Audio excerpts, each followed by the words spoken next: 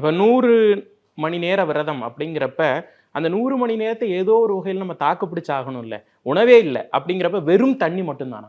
நீர் விரதம்னு ஒன்று இருக்குது. நான் என்ன சொல்வேன் அப்படின்னா, வெறும் நீர் குடித்து நிறைய பேருக்கு இருக்க முடியாது.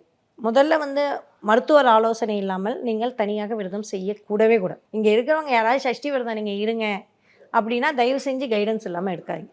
இதை எச்சரிக்கையாக நான் சொல்கிறேன். அடுத்து உங்களுக்கு பிபி டயபெட்டிக் அப்படின்னு இருந்ததுன்னா மிக கவனமாக விரதம் இருக்கணும். ஏன்னா டக்குன்னு டயபெட்டிக் சுகர் குறையும், பிபியும் குறையும். அதே சமயம் இது பிபி சுகர் உள்ளே இருக்கிறது க்யூர் பண்ணுறதே இந்த விரதம். அப்போ அந்த ஆலோசனைகளை சரியாக எடுத்துக்கிட்டு தான் செய்யும். தாக்கு பிடிக்கிறது அப்படிங்கிறது பெரும்பாலும் நீங்கள் உடல் தாக்கு பிடிக்கிறத விட மனசு தான் தாக்கு பிடிக்கும். நான் நல்லா இருக்கேன், நான் இதை எப்படியாவது செஞ்சிடுவேன், இது என் குழந்தைக்காக செய்கிறேன், அவங்களுக்காக செய்கிறேன், இவங்களுக்காக செய்கிறேன் அப்படிங்கிற அந்த மன உறுதியில் செஞ்சிடுவான். தீயே மிதிக்க முடியுது, ஆனால் விரதம் இருக்க முடியாத முடியும்.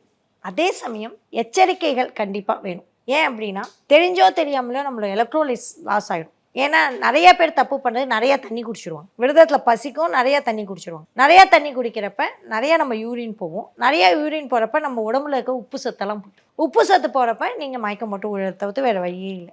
நீங்கள் பார்த்துருக்கலாம், நிறையா தலைவர்கள் 3 நாளைக்கு மேலே கூட அவங்களால மருத்துவமனை அனுமதிப்பாங்க. அப்போ எப்படி தண்ணி குடிக்கணும், எப்படி தாக்கு பிடிக்கணும் அப்படிங்கிறப்ப நாங்கள் பிளாக் காஃபி, கிரீன் டீ சொல்லுவோம். பிளாக் காஃபி என்ன பண்ணோம் அப்படின்னா உங்களுக்கு எனர்ஜி குறையும் பொழுது உங்களை ஹைஜாக் பண்ணி இது பண்ணலாம். இதே இப்போ ரம்ஜான் மாதிரியான விரதங்கள் இருக்காங்கல்ல, அவங்களுக்கெல்லாம் நான் என்ன சொல்லுவேன்னா போன் சூப், எலும்பு சூப்.